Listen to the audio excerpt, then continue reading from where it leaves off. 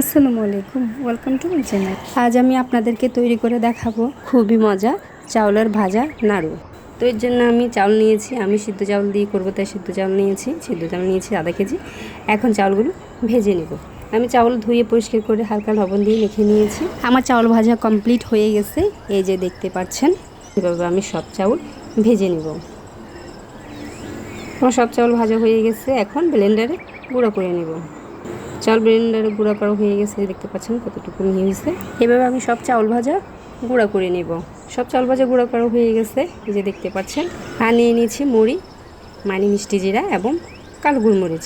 এখন এগুলো একটু হালকা টেলে নিব, টেলে গুঁড়া করে নেব। টালা হয়ে গেছে, এখন গুঁড়া করে নেব। চুলায় প্যান বসিয়ে দিয়েছি, এখন দিয়ে দিব গুড় আর দিয়ে দেবো একটু হালকা পানি। এখন অপেক্ষা করব গুড় মেল্ট হওয়া পর্যন্ত। গুড় মেল্ট হয়ে গেছে, দেখতে পাচ্ছি। এখন দিয়ে দিব মশলা গুঁড়াগুলো, মুড়ি গুঁড়া এবং গোলমরিচ গুঁড়া। দিয়ে দিচ্ছি চাউল ভাজা গুঁড়া, দিয়ে এখন ভালোভাবে নেড়ে রান্না করে নেব। চাউল ভাজা গুঁড়া সব একসাথে দিব না, অল্প অল্প দিব, কারণ এখানে কম বা বেশি হতে পারে। আমার অলমোস্ট হয়ে গেছে, দেখতে পাচ্ছেন। আমি একটু ভালোভাবে নেড়ে চেড়ে রান্না করে নামিয়ে নিব। আমার চাউল ভাজা রান্না হয়ে গেছে, যে দেখতে পাচ্ছেন। এখন প্লেটে ঢেলে নেব।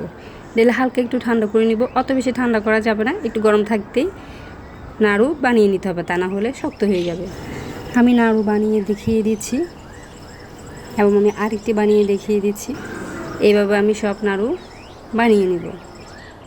তৈরি হয়ে গেল খুবই মজাদার চাউল ভাজার নাড়ু। আমার এই রেসিপি আপনাদের কাছে কেমন লেগেছে অবশ্যই কমেন্ট করে জানাবেন এবং নতুন নতুন রেসিপির ভিডিও পাওয়ার জন্য লাইক দিয়ে পাশে থাকবেন। আল্লাহ হাফেজ।